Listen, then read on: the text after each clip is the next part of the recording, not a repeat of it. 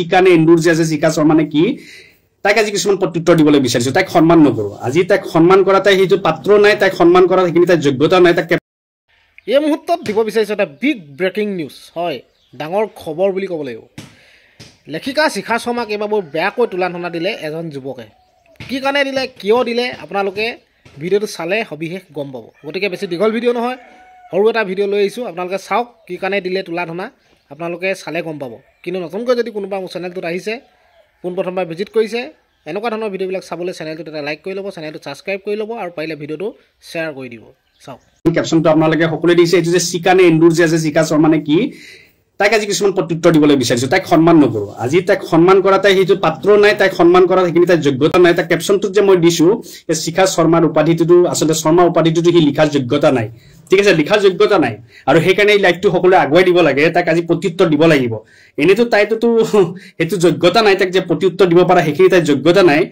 কাৰণ তাই য'তে খাব তাতে হাগিব কিন্তু যি হওক তাইক আজি কিছুমানৰ কথাৰ প্ৰত্যুত্তৰ দিম কাৰণ তাই যিহেতু এটা পোষ্ট দেখা পাইছিলো মই এই পোষ্টটো আপোনালোকে সকলোৱে চাই লওক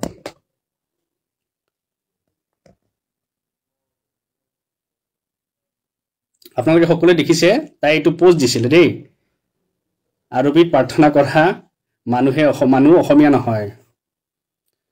অসমীয়া হ'বলৈ হ'লে আম্মা আব্বাৰ ঠাইত মা দেউতা শব্দ কওক তাৰ পিছতে সাহিত্য সভাত অংশ ল'ব পাৰিব এইটো হৈ গ'ল তাইৰ মন্তব্য হা এইটো হৈ গ'ল তাইৰ মন্তব্য প্ৰথম কথাটো হৈছে সাহিত্য সভাত আমাৰ নাম আহে নাহে সাহিত্য সভাই এয়া নকৰে যে আমি অসমীয়া হয়নে নহয় আমি হাৰে মুহে অসমীয়া আমি অসমীয়া আমাৰ কাৰো চাৰ্টিফিকেট নালাগে বুজি পাইছে ন তই এন্দুৰ নে কি তোৰ নাম নাছিল নহয় তই এন্দুৰ তোক এন্দুৰ বুলিয়ে মাতো বাৰু যি হ'ল তাৰপিছত তই কৈছ কি আৰবী প্ৰাৰ্থনা যে শব্দটো কৈছ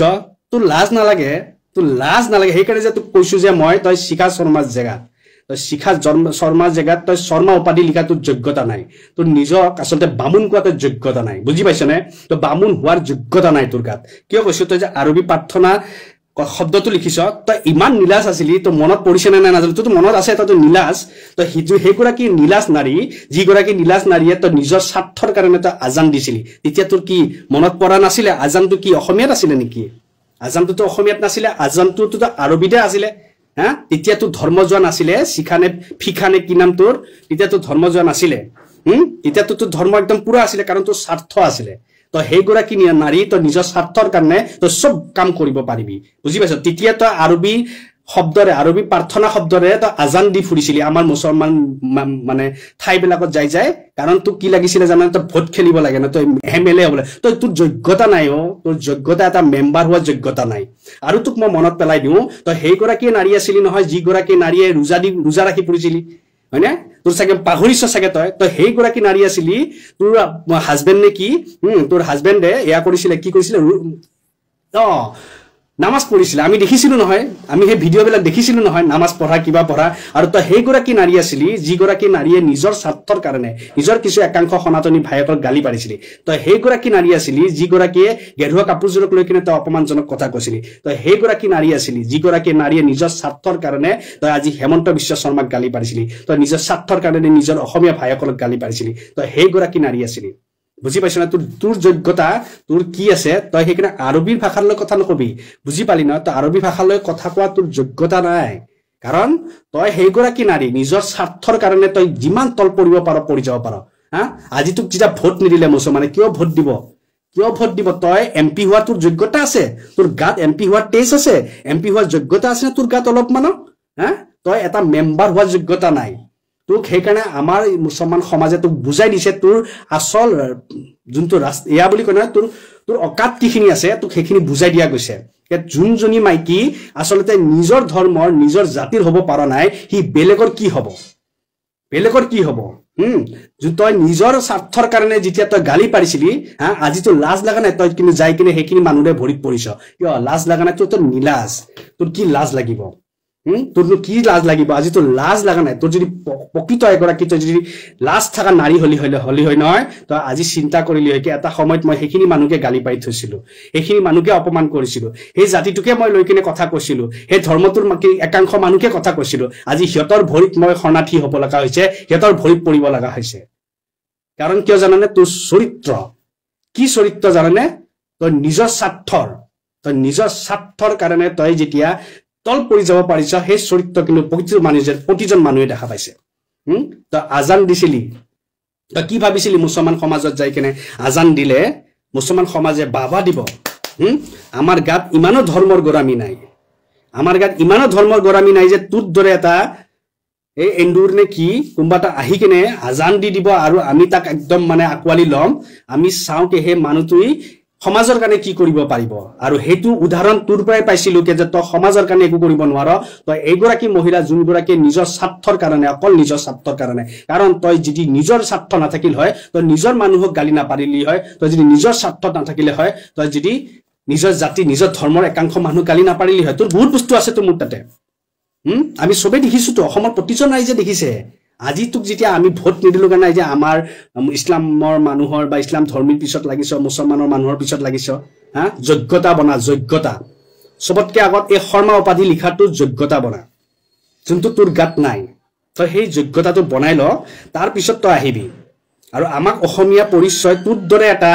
স্বাৰ্থপৰ তোৰ দৰে এটা এই মিনিংলেছ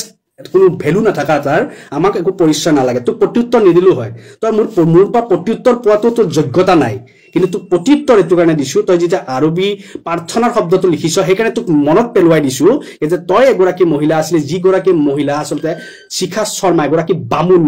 বামুণী আছিলি নে তই বামুণ হয়নে তই বামুণ থাকাৰ পিছতো তই কিন্তু আজান দিছিলি হা তই আৰবীৰ প্ৰাৰ্থনা সেই আৰবী শব্দৰে তই আজান দিছিলি হয়নে আৰু সেইখিনি দিয়াৰ পিছত যদি বামুণ হ'ব পাৰা তেতিয়া তোৰ কি উপাধি এয়া হোৱা নাছিলে তোৰ ধৰ্ম যোৱা নাছিলে তেতিয়া তোৰ জাতপাত যোৱা নাছিলে হা তেতিয়া তোৰ মনত পৰা নাছিলে আৰু এতিয়া তই ক'ব পাৰিছ আমাৰ যদি আৰবী প্ৰাৰ্থনাৰে কৰো আমি যদি আম্মা আব্বা কওঁ তেতিয়া হলে আমি অসমীয়া নহয় তেতিয়া হলে তইতো সবতকে আগত অসমীয়া নহয় তো অসমীয়াও নহয় তই সনাতনীয় নহয় তই একো নহয় কাৰণ কালি যদি সনাতনী ভাইসকলে যদি তোক যদি লাত মাৰে নহয় তই বেলেগ এটা জেগাত যাই পৰিবি তই বেলেগ এটা জেগাত যাই পৰি কিনে আকৌ সনাতনীহঁতক গালি পাৰিবি তই সেইটো মানুহ হয় সেইটো কাৰণে প্ৰথমতে নিজৰ হ'বলৈ শিক তাৰ পিছত তই পৰৰ এনেই হবি বুজি পাইছ নে যোনে নিজ ঘৰৰ আপোন হ'ব নোৱাৰে সি পৰৰ কেতিয়াও হ'ব নোৱাৰে বুজি পালি আমাৰ অন্তৰত আমি প্ৰথমতে লা ইলাহা ইল্লাল্লাহু মুহাম্মাদুৰ ৰাসূলুল্লাহ তাৰ পিছত আমি আমাৰ ভাই যেতিয়া ওচৰত আছে আমি জয় শ্ৰীৰাম বুলি কম ঠিক আছে আমি এটো নকওঁ যে আজি সেই ভাইজনক মনত ফুটি লগাবৰ কাৰণে আমাৰ ধৰ্মটো আমাৰ জাতিটো বদনাম কৰি বা বেয়া কৰি কেনে আমি সেই ভাইটোক ভাল লগাবলৈ নাযাওঁ আমাৰ প্ৰথমতে আমাৰ নবীৰ কথা কম তাৰ পিছত আমি সকলোকে শ্ৰদ্ধা কৰিম কাৰণ মই যদি মোৰ ধৰ্মৰ হ'ব নোৱাৰো মোৰ জাতিৰ হ'ব নোৱাৰো তেতিয়ালে মই কাৰোকে হ'ব নোৱাৰো কয় নহয় যোন ল'ৰা ছোৱালী নিজৰ মাক বাপেকৰ হ'ব নোৱাৰে সি কেতিয়াও নিজৰ মাইকীৰ হ'ব নোৱাৰে কাৰণ যোনে নিজৰ মাক বাপেকক এৰি দিব পাৰে সি মাইকী তাক এৰি দিওঁতে কেইমিনিটৰ কাম বুজি পাইছনে সেইকাৰণে প্ৰথমতে নিজৰ হ'ব লাগিব তাৰ পিছতহে আমি পৰক আমি মৰম কৰিব পাৰিম পৰক সন্মান কৰিব পাৰিম আমি লগত ৰাখিব পাৰিম বুজি পালি ধৰ্মৰ মিনিং অৰ্থ হৈ গ'ল কি জানানে নাই সকলোকে শ্ৰদ্ধা কৰা মৰম কৰা এটো তই বুজি নাপাবি কাৰণ তই স্বাৰ্থৰ মহিলা তোৰ গাত অকল স্বাৰ্থ আছে স্বাৰ্থ তই যদি স্বাৰ্থ কালি যদি মুছলমানে তোক যদি কয় যে তোমাৰ এখন সমষ্টিৰ মই বিধায়ক বনাই দিম তই 2 মিনিটৰ ৰং খলনি কৰি কিনে তই আকৌ গালি পৰা আৰম্ভ কৰিবি তই সেইটো জাতৰ মানুহ তই সেইটো বস্তু তই সেইটো কাৰণে এইবিলাক কমেন্ট কৰাতকে এইবিলাক কথা কোৱাতকৈ তই 100 বাৰ চিন্তা কৰি লবি যে তই নিজে আসলতে কি আৰু যদি তই প্ৰকৃত এগৰাকী যদি তোৰ গাত যদি বামুণৰ তেজ আছে তোৰ যদি গাত খসা কৰি তোৰ যদি সনাতনী তেজ আছে তেতিয়ালে নিজক তই শৰ্মা উপাধি নিলিখিবি কাৰণ তই শৰ্মা উপাধি লিখাৰ তোৰ গাত যোগ্যতা নাই তই শৰ্মাৰ উপাধিৰ সেই মান মৰ্যাদাখিনি ৰাখা তোৰ গাত সেইখিনি যোগ্যতা নাই কাৰণ তই এগৰাকী মহিলা আছিলি আজান দি ফুৰিছিলি তই এগৰাকী মহিলা আছিলি তেতিয়া মিয়াৰ ঘৰে ঘৰে ঘূৰিছিলি তেতিয়াতো মিয়া বুলি চিনি পোৱা নাছিলি তেতিয়াতো অসমীয়া আছিলি এতিয়াহে মিয়া হয়নে নহয় তই সেই গৰাকী মহিলা মনত ৰাখিবি দ্বিতীয়বাৰ কথা কোৱাৰ আগত নিজক চিন্তা কৰি লবি যে তই কি হয় আসলতে তই কি হয় জয় অসম।